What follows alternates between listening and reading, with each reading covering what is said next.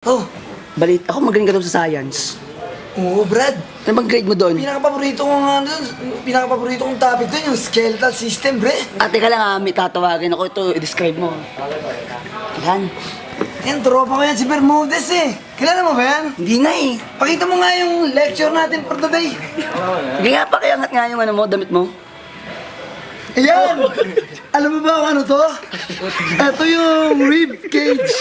Rib cage yan, pare. Nandito yung lungs. Dito yung lungs banda. Tapos may mga abdo dyan. Dito yung intestine. Oh, dito yung puso. Dito yan.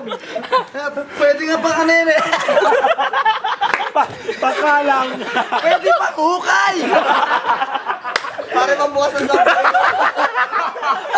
Mambukas ng soft drink. Tuloy.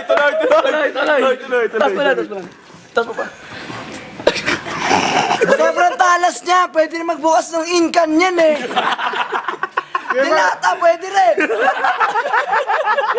Kaya ba yung scientific name niya? Pare. Pare. Scientific name. Sige, ano mo na. Siya lang tanging nakagawa niyan. Matindi ang scientific name niya ni Bermudez eh. Payatis Calamatis!